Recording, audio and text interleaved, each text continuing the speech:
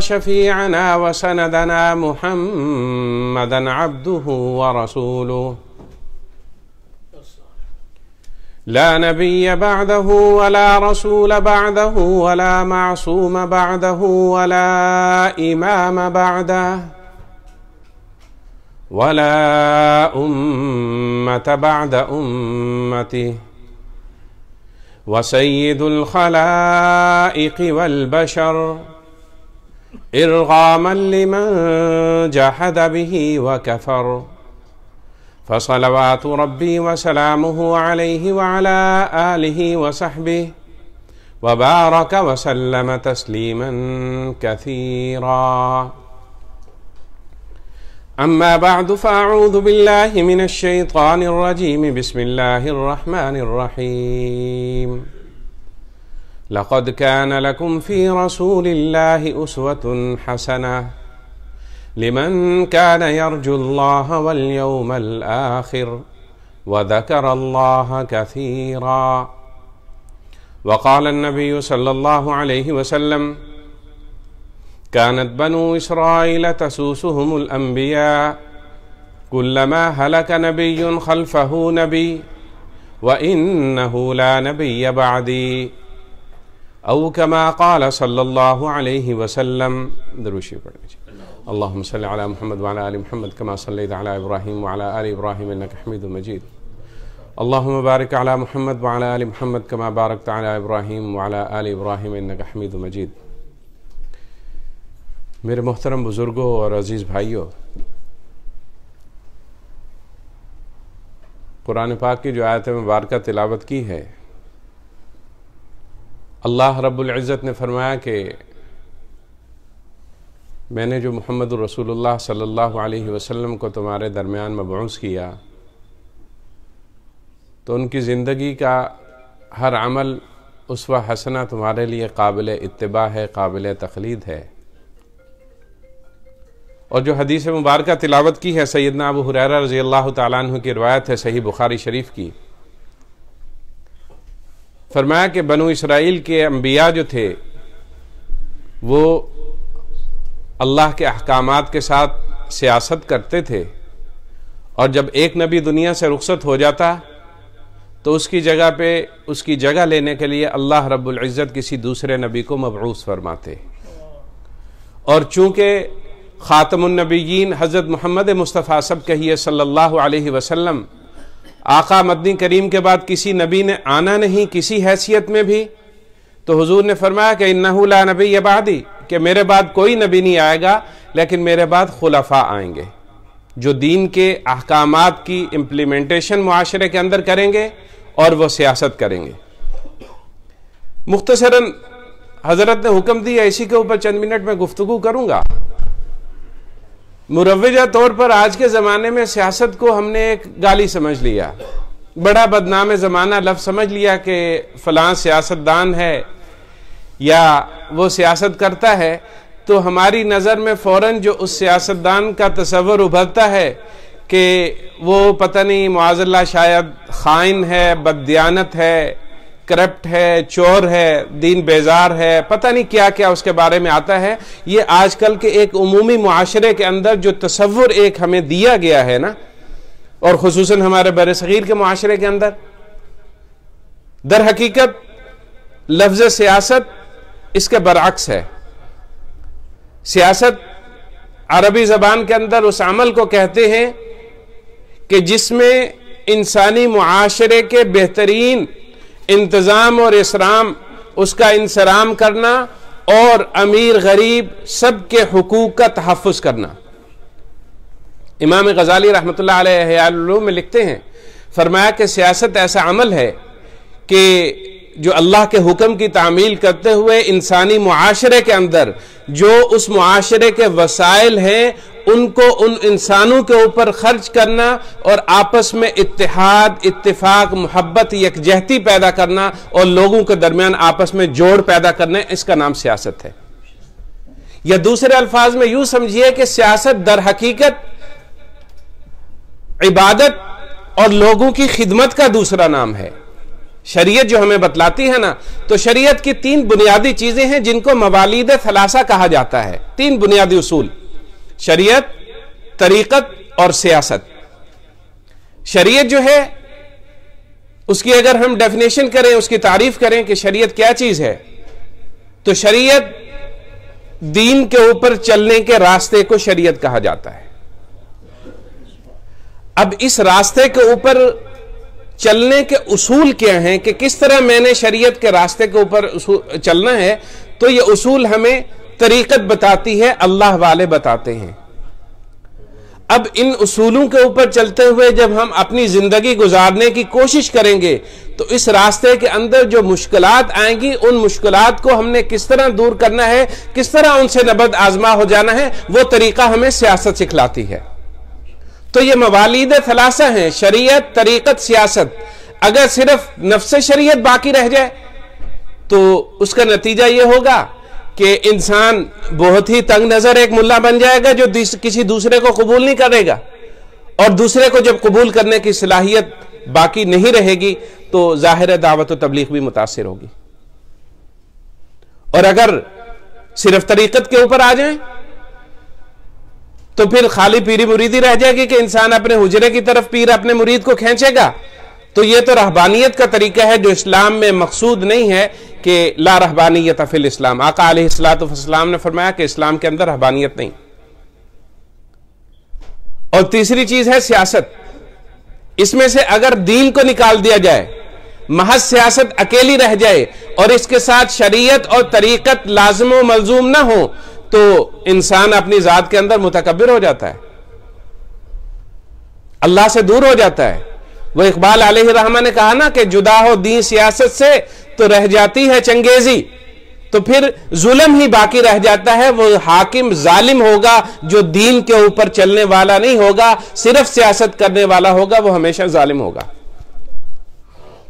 اس لیے یہ تینوں موالید ثلاثہ جو اصول ثلاثہ ہیں، ان کو ساتھ لے کے جب چلیں گے تو پھر یہی سیاست جو ہے وہ عبادت بن جاتی ہے. اس میں سے ظلم کا مادہ ختم ہو جاتا ہے. پھر یہ سیاست کا جو بنیادی اصول جو علماء، محدثین، محققین و مفسرین نے لکھا ہے، اور خصوصاً حضرت شاہ ولی اللہ محدث دہلوی رحمۃ اللہ علیہ نے فرمایا کہ پھر اس سیاست کا اصول یہ ہوگا کہ یہ حقوق اللہ کا، جو اللہ کے حقوق ہیں، ان کا بھی اس کے ساتھ تحفظ ہوگا جب دین کے اوپر چلتے ہوئے سیاست کریں گے. اور حقوق العباد کا، اللہ کے بندوں کے حقوق کا بھی تحفظ ہوگا، ان کے کھانے پینے کا بہترین انتظام ہوگا. کیوں کہ جب انسان کے دل میں اللہ وحدہ لا شریک کا خوف ہوگا نا، تو دوسرے انسان کی مدد کے لیے وہ خود آگے بڑھے گا.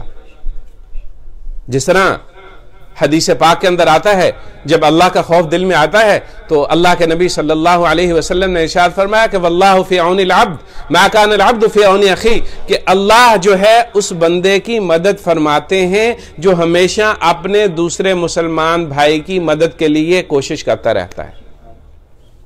اور ایک دوسری حدیث کا مضمون ہے، فرمایا کہ جو کوئی اپنے مسلمان بھائی کی دنیا میں مدد کرے گا، یا اس کی پردہ پوشی کرے گا، یا اس کی ضرورت کو پورا کرے گا، تو اللہ رب العزت قیامت والے دن لوگوں کے سامنے جب اعمال پیش ہوں گے، اللہ جو ہے وہ اس بندے کے اعمال کو، اس کے گناہوں کو لوگوں کے سامنے ظاہر نہیں کرے گا. اس کا نتیجہ یہ ہوگا کہ جس طرح اس نے لوگوں کی دنیا میں پردہ پوشی کی تھی، لوگوں کی مدد اور نصرت کی تھی، ان کی معاونت کی تھی، بلا تفریق پوری انسانیت کی خدمت کی تھی. صرف یہ نہیں کہ یہ رشتہ دار ہے یا یہ مسلمان ہے یا میرا ہمسایہ، نے بلا تفریق پوری انسانیت کی خدمت، خواہ وہ مسلم دنیا کے اندر وہ کافر ہے، کوئی بھی ہے، اس کے کھانے پینے کا انتظام، اس کی رہائش کا انتظام اس کی ضرورت ہے. اس کی چھوٹی سی مثال، ایک واقعہ ذہن میں آ گیا کہ سیدنا عمر بن خطاب رضی اللہ تعالیٰ عنہ کے زمانے میں، اب دیکھیے کہ سیاست کیا ہوتی تھی کہ امیر المومنین ہیں، رسول اللہ کے خلیفہ ہیں. تو دیکھا کہ ایک یہودی جو تھا وہ بھیک مانگ رہا تھا مدینہ کے اندر. تو حضرت عمر نے پوچھا کہ تم کس لیے بھیک مانگ رہے ہو، تمہارے پاس کھانے کو کچھ نہیں؟ اس نے کہا کہ جب تک میرے یہ ہاتھ کام کرنے کے قابل تھے تو میں کام کرتا بھی تھا اور جزیہ بھی، ٹیکس بھی ادا کرتا تھا مسلم حکومت کو. اب یہ ہے کہ میں اندھا ہو گیا ہوں، میری آنکھوں کی بینائی چلی گئی ہے، کام کرنے کے قابل نہیں رہا ہوں، تو اس لیے ٹیکس ادا کرنے کے لیے اور اپنے کھانے پینے کے لیے لوگوں سے بھیک مانگتا ہوں۔ تو جو عادل حکمران تھے حضرت عمر بن خطاب رضی اللہ تعالی عنہ، انہوں نے فوراً ایک قانون جاری کیا، آرڈیننس جاری کیا، فرمایا کہ یہ تو انسانیت کا طریقہ نہیں ہے کہ جب تک کوئی آدمی قابل عمل ہو ہمیں کما کے کھلاتا رہے تو ٹھیک ہے، جب وہ خود محتاج ہو جائے تو ہم اس کو بھیک مانگنے کے لیے مجبور کر دیں۔ فرمایا کہ مسلم معاشرے کے اندر اس طرح نہیں ہوگا، جب کوئی مجبور ہو جائے گا خواہ وہ مسلمان ہو یا غیر مسلم ہو، ریاست بیت المال سے اس کی کفالت کی جائے گی، اور اس کا وظیفہ جاری کر دیا۔ تو جو اسلامی ریاست ہوتی ہے کہ اس کے اندر جو وقت کا حاکم ہوتا ہے، تو اللہ کے نبی صلی اللہ علیہ وسلم اور خلفائے راشدین نے جو سیاست سکھائی ہے، خواہ اس پھر ریاست کے اندر مسلمان ہو یا کافر ہو، تو ریاست اس کی کفالت کرتی ہے، اس کے کھانے پینے کے اخراجات، اس کے حقوق سب کے سب پورے کرتی ہے، تو یہ سیاست پھر اللہ کے ہاں عبادت بن جاتی ہے۔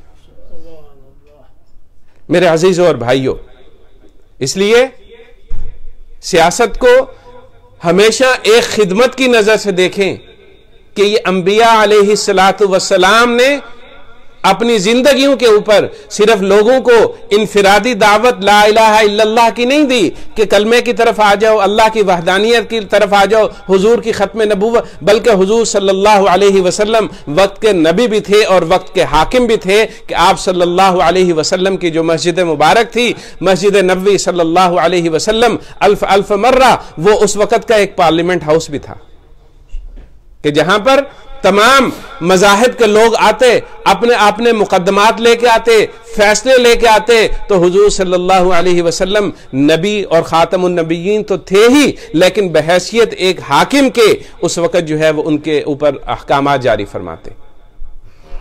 تو یہ انبیاء علیہ السلام کا ایک بتلایا ہوا سیاست بھی راستہ ہے، اور چونکہ حضور صلی اللہ علیہ وسلم کے بعد کسی نبی نے آنا نہیں کہ آقا علیہ السلام خاتم النبیین ہیں کہ آپ کے اوپر نبوت کا دروازہ بند کر دیا گیا، اب حضور کے بعد کسی بھی حیثیت سے کوئی آدمی نبوت کا دعویٰ کرے تو حضور نے فرمایا کہ وہ کذاب ہے، وہ باطل ہے، اور حدیث پاک کے اندر آتا ہے، فرمایا کہ میرے بعد 30 جھوٹے پیدا ہوں گے، کلہم یزعم انہ نبی، ان میں سے ہر ایک یہ دعویٰ کرے گا کہ میں نبی ہوں، وَأَنَا خَاتَمُ النَّبِيِّينَ لَا نَبِيَّ بَعْدِي، اور فرمایا کہ میں خاتم النبیین ہوں، میرے بعد کوئی نبی نہیں ہے۔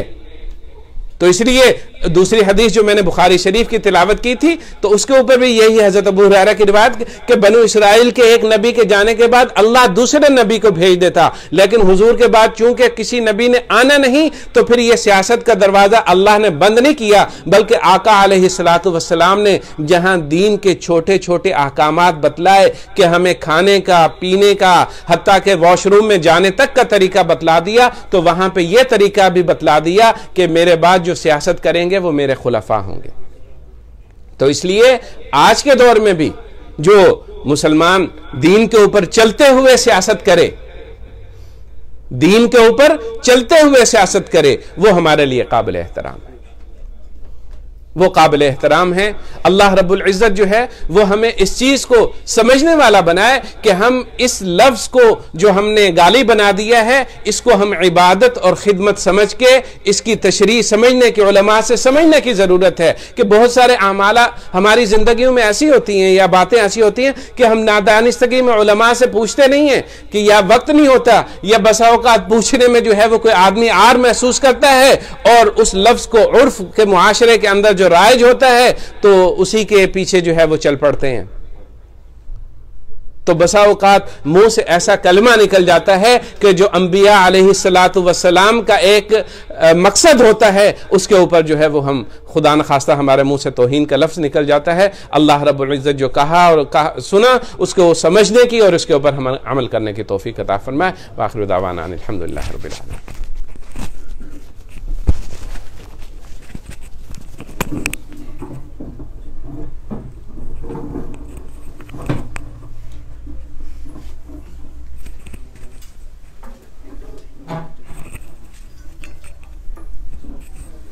بسم اللہ الرحمن الرحیم۔ آپ بھی کہہ رہے ہوں گے کہ یہ پولیٹکس اور سیاست پر بات ہو رہی ہے، ویلکم پلیز، تو اس کی ایک اہمیت ہے جیسے کہ حافظ طہا صاحب نے ارشاد فرمایا، اور پچھلے جمعے بھی میں نے آپ کے سامنے پولیٹکس کے حوالے سے کہ پولیٹکس مذہب کا ہی حصہ ہے. بعض لوگ سیاست کو اور پولیٹکس کو مذہب سے الگ کر کے یا الگ پیش کر کے یا یہ پروپیگنڈا کر کے علماء کو یا اس میں جو مخلص ہیں جو کام کرنا چاہتے ہیں، رہنمائی کرنا چاہتے ہیں، رہبری کرنا چاہتے ہیں، خدمت کرنا چاہتے ہیں، ان کو اس پولیٹکس سے دور رکھنا چاہتے ہیں. تو پولیٹکس اسلام کا ایک حصہ ہے، مذہب کا ایک حصہ ہے. اس بات کو آپ اپنے دماغ میں بٹھا لیں. اور ایک یہاں بعض ایسے عناصر اس ملک کے اندر، برٹن کے اندر ایسے لوگ موجود ہیں کہ ووٹ کے بارے میں پروپیگنڈا کرتے ہیں کہ ووٹ مت دو. تو ان سے سوال یہ ہے کہ ووٹ نہ دو یا پولیٹکس میں حصہ نہ لو یا اس طرح کی بات کرتے ہیں تو آپ اس ملک میں رہتے کیوں؟ آپ چلے جائیں. آپ کو کوئی زبردستی تو آپ کو نہیں رکھا ہوا ہے اس ملک کے لوگوں نے. آپ کے لیے دروازہ کھلا ہوا ہے، آپ تشریف لے جائیں. آپ کو چلے جانا چاہیے. ہمارے ساتھ اس وقت ایم پی ٹیم موجود ہیں، پہلے بھی تشریف لائے ہیں، تو میں ان کا تھینکس بولتا ہوں اور شکریہ ادا کرتا ہوں. اور جیسے کہ آپ حضرات کو علم ہے کہ ابھی اس وقت انتخابات کا سیزن ہے اور انتخابات آنے والے ہیں. پہلی بار دسمبر کے کئی عرصے کے بعد دسمبر کے مہینے میں انتخابات ہونے جا رہے ہیں. تو جیسے میں نے پہلے عرض کیا تھا کہ آپ اگر حصہ نہیں لیں گے، آپ حصہ پولیٹکس کا، سیاست کا حصہ نہیں بنیں گے تو کون بنے گا مجھے بتائیں. یہ ہمارا مستقبل ہے، پولیٹکس ہمارا مستقبل ہے، سیاست ہمارا مستقبل ہے، ہمارے بچوں کا مستقبل ہے. 35 سال 35 ایئرز ہو گئے ہیں ان کو، ٹیم کو اس علاقے کی خدمت کرتے ہوئے. اور ان کی جو خدمات ہیں آپ کے سامنے ہیں. میں تو آپ کے بعد آیا ہوں. ان کی خدمات آپ کے سامنے ہیں، بغیر کسی رکاوٹ کے، بغیر کسی پروٹوکول کے. جب آپ ان کو بلائیں، جب فون کریں، جب میسج کریں، جب ای میل کریں، تو یہ ٹیم آپ کے پاس آ جاتا ہے اور آپ کو بلا لیتا ہے. کتنے لوگوں کے ویزے کے مسئلے، کتنوں کے کیا مسئلے، مختلف مسائل کا حل ٹیم نے اس علاقے کے لوگوں کا یعنی اس علاقے کے لوگوں کی رہبری کی ہے، مدد کی ہے. تو میں یہ چاہوں گا کہ کچھ اس حوالے سے ٹیم آپ سے کچھ اس علاقے کے حوالے سے، اور خصوصاً جو اس وقت انتخابات ہونے جا رہے ہیں، ہمارے اس سلسلے میں کیا کردار ہونا چاہیے. تو میں ٹیم کو please welcome and say some words for our. Thank you. Thank you for the invitation. Thank you. Well, friends, assalamu alaikum. Thank you very much indeed for inviting me, for giving me the opportunity to be with you this afternoon. Thank you to Parvez Sheikh who extended the invitation. I didn't understand what you were just saying, but I think I maybe picked up some of it. And yes. What I want to say is that from my perspective as the Member of Parliament for 25 years, I see the mosques and the churches and the temples in our community playing a very positive role, because these are the places where people come together. And if we're going to have a successful, thriving, vibrant, cohesive community, we need people to be able to come together and to be able to contribute to the wider life of our community. And what I see happening in the mosques and the churches and the temples is that the values, exactly the values that we need to make our community a successful community, are being instilled in these gatherings like this one, week by week. Responsibility, solidarity, patience, persistence, commitment, truthfulness, those are the values which will enable our community to thrive. Let me just say a little bit, if I may, about the issues in this election, because as you know, we've got an election next Thursday. I do hope everybody will vote, and I hope everybody's registered to vote. So please do. And of course, what I'm really hoping is that everyone will vote Labour as well, but that's a slightly separate matter. But I'll tell you that, I mean, two issues in particular that are in my mind during this campaign. One is Brexit, and clearly that's a big topic for this election. And I am very worried about the deal that Boris Johnson has done with the European Union, which he wants to just rush through with the minimum of delay or debate. And I think his deal will be quite a problematic one, particularly for our economy. I'm really worried about the impact of what he's negotiated on manufacturers in the UK, other businesses. I think, so at the very least, we need some proper scrutiny of that deal before we just rush to put it into effect. What I'd like to see, and this is the Labour Party's policy, is that once there is a deal that's, and we think some changes need to be made to Boris Johnson's deal, that choice should go back to the British people, and the people should have the chance to choose, do you want to leave the EU on the basis of that deal, or, now that we know the details, which we certainly did not know at the time of the referendum 3.5 years ago, now you know those details, do you want to stay in the EU after all? The people should be able to make that decision. The people should get that choice, and it should be a legally binding referendum, so that whatever the people choose in that referendum, the government would be bound to implement. I think just going ahead, because there was a referendum 3.5 years ago when nobody really knew what the deal was going to be. Well, in fact, nobody had any idea what the deal. All sorts of promises were made that have turned out to be untrue about what the implications of leaving the EU were going to be. Our view, the Labour view, my view, is that the people now should decide what's the right way forward.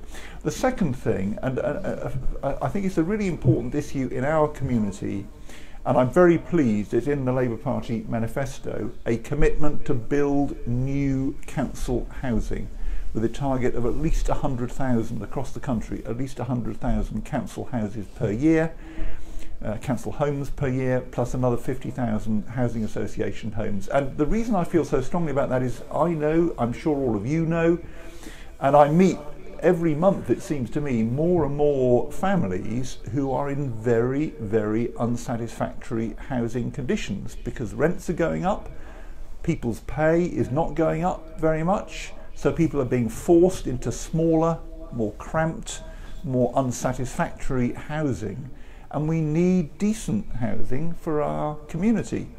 Now, we've had this problem in Britain in the past. I can just remember in the 1960s when there was a big, and I was a child, but I can remember the big furore about dreadful housing conditions. And the government of the day, it was a Labour government, responded by building new council housing, including some of the housing we've still got in Newham today. And that was able to meet people's needs. I think we're at that point again where the housing conditions are now so bad that there's no alternative but to a new programme of council house building. And that's in our manifesto, committed to doing that. And I think it's very, very important that goes ahead. No other party will commit to building council housing. For them, it's too expensive. My view is that we've got no alternative. We cannot carry on with housing conditions getting worse and worse and worse as they are for far too many people at the moment. Of course, there's lots of other things we're debating in this election, the state of the health service, for example, crime and safety, knife crime, a big issue. I was at Langdon School yesterday and the children were asking me quite rightly about knife crime, what we're going to do. But the two things that I thought was just worth highlighting with Brexit and housing, and I'm most grateful to you once again for the chance to come in and say a few words today. Thank you for having me. Thank you. Thank you. Thank you. See you after election. Will do. Thank you. Thank you. Thank you. Thank you all. Thank you. See you.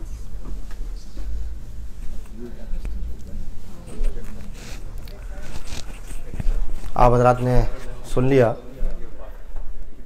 वो असल basic इनको बुलाने का मकसद ये है कि हमारे अंदर बेदारी पैदा हो, हमारे जो नस्ल नौ है, हमारा जो मुस्तकबिल है, उनके अंदर शूर पैदा हो। हम चार लोग जब भी बैठते हैं, किसी भी जगह बैठते हैं, तो गुफ्तगू शुरू कर देते हैं और चमी गोइयाँ शुरू कर देते हैं कि हमारे हालात बहुत ख़राब हैं। हालात की ख़राबी का बायस हकीकत में हम खुद ही हैं। उसकी वजह यह है कि हालात हम खुद ही अल्लाह ताला سے مانگ کر اور اللہ تعالیٰ نے جو ہمیں طریقہ بتایا ہے وہ اس طریقے پر عمل کر کے ہم حالات کو بہتر کر سکتے ہیں. جب تک ہم حصہ نہیں لیں گے، جس طریقے سے حافظ طاہر صاحب نے فرمایا کہ 4 چیزیں ہیں: عبادات، معاملات، اور اس کے بعد اخلاقیات اور معاشرت. یہ 4 چیزیں بہت ضروری ہے، بنیادی چیز ہے کسی بھی معاشرے کو بنانے کے لیے. یہ چاروں چیزیں ضروری ہے. بعض لوگوں نے صرف عبادات کے پارٹ کو، عبادت کے حصے کو لے لیا، بس عبادت کر رہے ہیں. بعض لوگ معاملات کو دیکھ رہے ہیں، معیشت بہتر کرو. بھائی معیشت کیسے بہتر ہوگی؟ بعض لوگ اخلاقیات کی طرف جا رہے ہیں کہ بھائی صرف اخلاق ہی ضروری ہے. بعض لوگ صرف معاشرت کی طرف جا رہے ہیں. یہ چاروں چیزیں انسانوں کی ضرورت ہے، اور یہ جب تک یہ چاروں چیزیں نہیں ہوں گی اس وقت تک معاشرہ بہتر نہیں ہو سکتا. تو ہمارے لیے ضروری ہے کہ بجائے کہ ہم گفتگو کریں اور اس بحث کو طول دیں کہ یہ ہمارے حالات ٹھیک نہیں ہو رہے، حالات اس وقت ٹھیک ہوں گے کہ جب ہم اس میں حصہ لیں گے، ان معاملات کے اندر اس معاملات کو گہری نگاہ سے دیکھیں گے. 2 چیزوں کی طرف میں صرف توجہ دلا کے بات کو ختم کرتا ہوں.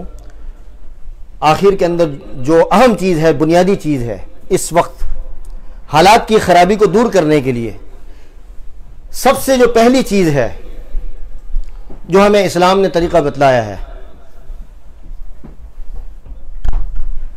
کہ اپنی ذات سے دین کو اپنی ذات سے دین کو زندہ کرو، اپنی ذات میں دین کو زندہ کرو، اپنی فکر کرو، اپنی اصلاح کرو. اللہ تعالی ہمیں اپنی اصلاح کرنے کی توفیق عطا فرمائے. سب سے پہلی چیز اپنی اصلاح کی فکر. اس وقت جو حالات کی خرابی کا جو باعث بن رہے ہیں وہ ہم اپنی ذات سے بن رہے ہیں. اگر ہم ٹھیک کرنا چاہتے ہیں، اگر ہم سیاست میں حصہ لیں اور پولیٹکس میں حصہ لیں، لیکن ہماری ذات اگر ٹھیک نہ ہو، ہماری ذات کو ہمیں بے داغ بنانا ہوگا. نمبر 2 رجوع اللہ، اللہ کی طرف، اللہ سے رابطہ، اللہ سے تعلق. یہ 2 بنیادی چیزیں ہیں. اکابر سے، علماء سے سنا ہے کہ اگر ہم یہ چاہتے ہیں کہ یہ معاشرہ اچھا اور ایسا معاشرہ ہو جائے کہ جس میں سکون ہو، امن ہو، چین ہو، اور ہماری جو ضرورتیں ہیں وہ جائز ضرورتیں پوری ہوں، تو یہ 2 چیزوں کی طرف ہمیں توجہ کرنی ہے: اپنی اصلاح اور اللہ رب العزت کی طرف توجہ. نبی کریم صلی اللہ علیہ وسلم کی روایتوں میں آتا ہے کہ اعمالکم اموالکم، اعمال کے نتیجے کے اندر تمہارے عمال تم پر مسلط کیے جائیں گے. اعمال کے نتیجے میں تم پر عمال مسلط کیے جائیں گے، حکمران مسلط کیے جائیں گے. آج دیکھ رہے دنیا کے اندر ہمارے پاس کیا نہیں ہے، مسلمانوں کے پاس کیا نہیں ہے آج تک. یعنی آج سے پہلے جو مسلمانوں کے پاس، یعنی آج سے پہلے آپ دیکھیں ماضی کے اندر اور آج یہ دیکھیں، جتنا آج مسلمانوں کے پاس جتنے وسائل موجود ہیں آج سے پہلے تھا ہی نہیں وسائل. یہ جتنی انسانیت کے اندر مسلمان اور اسلام، آج جتنا مسلمان موجود ہے پوری دنیا کے اندر، آج سے پہلے مسلمان اتنا نہیں تھا، اتنے وسائل نہیں تھے. جو جغرافیہ، جو سرحد آپ یہ دیکھیں، جغرافیہ سرحد کے اعتبار سے دیکھیں تو وہ مسلمانوں کے ہاتھ میں ہے. اگر آپ خطے کا اگر اندازہ لگائیں، رقبے کو دیکھیں، مسلمانوں کے ہاتھ میں ہے. وہ کہتے ہیں زر سیال، بہتا ہوا جو سونا ہے وہ مسلمانوں کے پاس ہے، جسے پیٹرول کہتے ہیں. مسلمانوں کے پاس خلیج، یہ مسلمانوں کا ایک دروازہ کہا جاتا ہے. یہ مسلمانوں کے ہر تمام چیزیں ہونے کے باوجود مسلمان ایسے ہو چکے ہیں کہ وہ ہر ایک کے لیے ترنے والا بن چکے ہیں. اس کی وجہ یہی ہے کہ مسلمانوں کے اندر شعور اور بیداری ختم ہو چکی ہے کہ ہمیں ان چیزوں میں، ان معاملات میں، معاشرت کے معاملے میں، معاشرے کی اصلاح کے معاملے میں کچھ اپنا کردار ادا کرنا ہے. صرف کھانا پینا، یہ زندگی تو بہت گزارنا آسان ہے. اور آخر میں ایک بات میں کہتے چلو بات کو ختم کرتے ہیں کہ اگر یہ بوریہ نشین علماء اور اکابر اور بزرگان دین نہ ہوتے دنیا کے اندر، جس طریقے سے یہ لوگ دین پر قائم اور دین کا تحفظ کر رہے ہیں، تو شاید یہ جو دین ہمارے پاس جو تھا وہ بھی نہ ہوتا. دنیا تو ہم سے جاتی رہی ہے، دنیا تو حقیقی معنوں میں ہم سے جاتی رہی ہے. ہم یہ روزمرہ کی جو ضرورتیں پورے کر رہے ہیں اس کو ہم دنیا سمجھ رہے ہیں. یہ دنیا تھوڑی ہے، یہ دنیا تھوڑی ہے. دنیا تو وہ تھی کہ جو حضرت عمر فاروق رضی اللہ تعالیٰ کے دور میں تھی. دنیا تو وہ تھی کہ حضرت امیر معاویہ کے دور میں تھی. دنیا تو وہ ہے کہ جو حضرت عمر ثانی ہے، حضرت عمر ابن عبدالعزیز کے دور میں تھی، اور اس کے بعد پھر مسلمان حکمرانوں کے ہاتھوں میں تھی، وہ دنیا تھی. یہ دنیا نہیں ہے. اس دنیا کو حاصل کرنے کے لیے ہمیں اپنا کردار ادا کرنا ہے، تیار کرنا ہے، اور اس کے لیے ایک پروسیس ہے. اس پروسیس کا حصہ بننا ہے. تو اللہ تعالی ہم سب کو توفیق عطا فرمائے. اور جن لوگوں نے دعاؤں کی درخواست کی ہے، اللہ تعالی ان کی دعاؤں کو اپنی بارگاہ کے اندر قبول فرمائے. یہ جو بھی الیکشن اور انتخابات ہونے جا رہے ہیں اس کے لیے ہم دعا کرتے ہیں. یہاں خاص طور پر یورپ میں رہنے والے مسلمان، ان کے لیے اللہ تعالیٰ اس انتخابات کو اور اس الیکشن کو نفع کا ذریعہ بنائے، خیر کا ذریعہ بنائے، امن اور چین اور سکون کا ذریعہ بنائے. اللہ تعالیٰ سب کی حفاظت فرمائے. وما علینا الا البلاغ وآخر دعوانا الحمد للہ رب العالمین.